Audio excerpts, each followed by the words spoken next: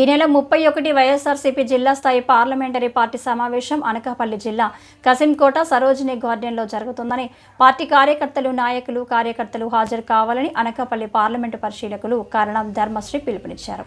బుధవారం స్థానిక ring road YCP party కార్యాలయంలో ఆయన మీడియాతో మాట్లాడుతూ గత ఎన్నికల్లో ప్రజలకు ఇచ్చిన హామీలు నెరవేర్చకుండా కూటమి నాయకులు రాష్ట్ర ప్రజలు మోసం చేశారని అన్నారు. 8 నెలల పూర్తి కావస్తున్న కూటమి ప్రభుత్వంపై ప్రజలకు నమ్మకం లేదని విమర్శించారు. సూపర్ 6 పథకాలు అమలు చేయకుండా అవి నిలుపుదల చేస్తామని ముఖ్యమంత్రి చంద్రబాబు నాయుడు ప్రకటన హాస్యాస్పదంగా ఉందని అన్నారు. చిన్న చిన్న చోట టీడీపీ నాయకుల వరకు కూడా పాయకరాపేట నియోజకవర్గం మీద దృష్టి పెట్టడం జరిగింది. పోనీ ఇవన్నీ పక్కన పెడితే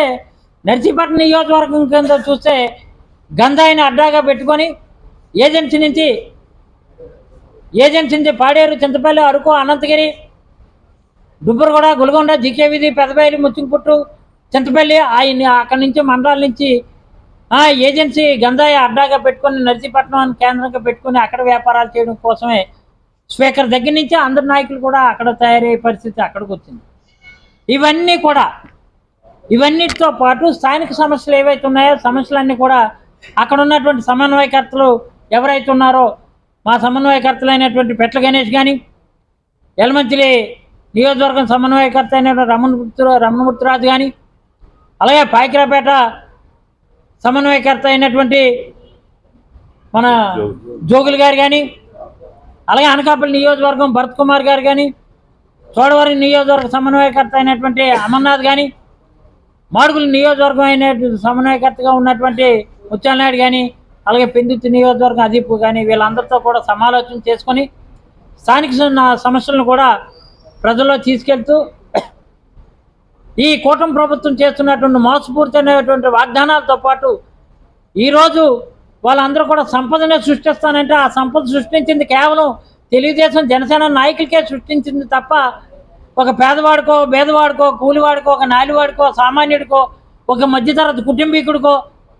కడుకో ఆ జెండాను పట్టుకొని తిరుగుతున్నటువంటి పేదలైనటువంటి వాళ్ళకు కూడా సాయం న్యాయం చేయకుండా